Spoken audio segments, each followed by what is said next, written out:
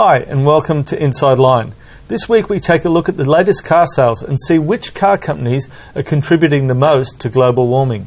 But first it's off to Geneva to preview the motor show. And it looks like a good one, Steve. Yeah, well, I guess anytime you got a new Lamborghini, a new Ferrari, a new Porsche GT3, there's a new McLaren supercar, I mean, it's a show of the supercars. That's right. You wouldn't think that the European market was depressed at the moment and everyone's having trouble trying to offload those cars even in their own country, would you? Yeah, well, although Lamborghini, their new hypercar is going to be $4.5 million, but they're only building 3 of the things, so I guess you can sell a few of them, but you can't sell lots of cars. Yeah, they're only selling 3 at 4.5 million, but they're already sold, and they're coming in red, white and green for the colours of the Italian flag, which is a typically flamboyant Italian thing to do, isn't it?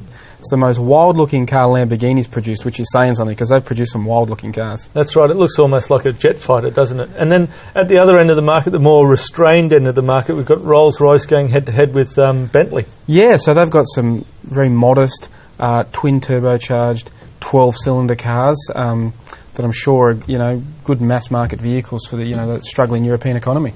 Yeah, and I mean, Rolls-Royce has gone for the coupe look, the fastback look. It actually looks all right. Yeah, I'm not sold on it, but I mean, I guess at that end of the market, you want to have something that's different and stands out, and the Wraith certainly stands out. Yeah, with that sort of almost 70s style fastback.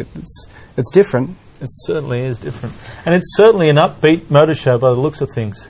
And a bit more upbeat than the boardrooms of the local car makers, Steve. What's going on there? Yeah, well, it's not been a good month for Holden. They've actually been overtaken. They've dropped to 4th place on the sales charts, thanks to Nissan's having a great month. The Nissan thing's obviously on the back of the Navara, and everybody in Australia seems to be going mad for these 1-ton utes. Yeah. It's crazy. 4 of the top 7 models for February were utes. I mean, it's a small car, then a ute, and then a small car and a ute. I mean, it's crazy. We either want a little economical runabout for the city, or we want a big commercial vehicle. So a lot of these cars are actually replacing the family car in some driveways.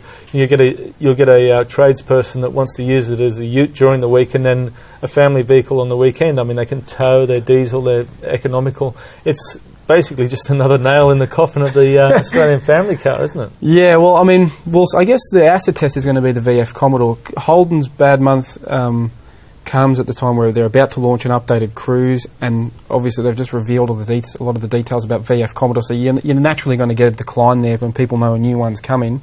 So I think we'll see, if Australians really do love large cars, then we'll see Commodore pick up in the second half of the year when it comes, but who knows? Certainly some worrying signs there for the locals. And worrying signs also on the environmental front, where we've been exposed as a nation of global warmers.